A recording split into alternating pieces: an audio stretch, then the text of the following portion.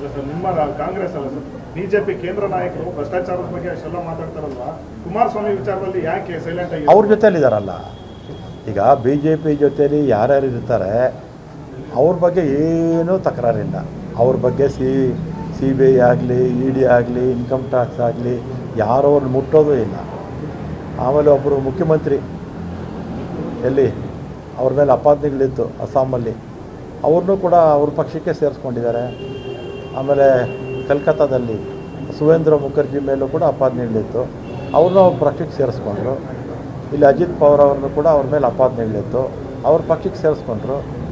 ಆಮೇಲೆ ನಮ್ಮ ಪಕ್ಷದ ಚವ್ಹಾಣ್ ಅವರು ಅವ್ರ ಮೇಲೂ ಅಪಾದನೆಗಳಿತ್ತು, ಅವ್ರನ್ನೆಲ್ಲ ಕೂಡ ಅವ್ರ ಪಕ್ಷಕ್ಕೆ ಸೇರಿಕೊಂಡು ಕ್ಲೀನಾಗಿ ಅವ್ರನ್ನ ಇದು ವಾಷಿಂಗ್ ಪೌಡರ್ ನಿರ್ಮಾದಲ್ಲಿ ಹಾಕಿ ಅವನ್ನೆಲ್ಲ ಕೂಡ ಸ್ವಚ್ಛ ಮಾಡಿ ಅವ್ರ ಪಕ್ಷಕ್ಕೆ ಸೇರಿಸ್ಕೊಂಡು ಈಗ ಅವರೆಲ್ಲ 100% ಭಾಗ ಸ್ವಚ್ಛಾರಿತರವರು.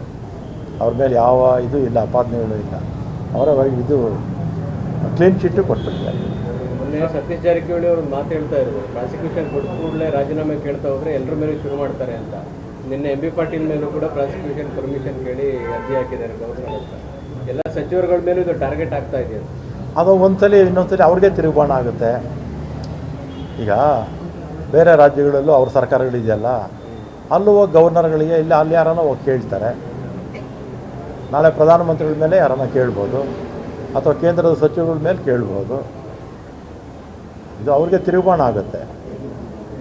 ಏನೋ ಅಧಿಕಾರ ಇದೆ ಅಂತ ಅವರು ದೌಲತ್ ತೋರಿಸ್ತಾ ಇದ್ದಾರೆ ಬಿ ಜೆ ಪಿಯವರು, ಹೆದರಿಸಿ ಬೆದರಿಸಿ. ಹೇಗೆಂದರೆ ಮೊನ್ನೆ ಚುನಾವಣೆಯಲ್ಲಿ ಏನೋ ಅದೃಷ್ಟ ಬಚಾವಾದರು ಅಲ್ವಾ, ಸ್ವಲ್ಪದರಲ್ಲೇ.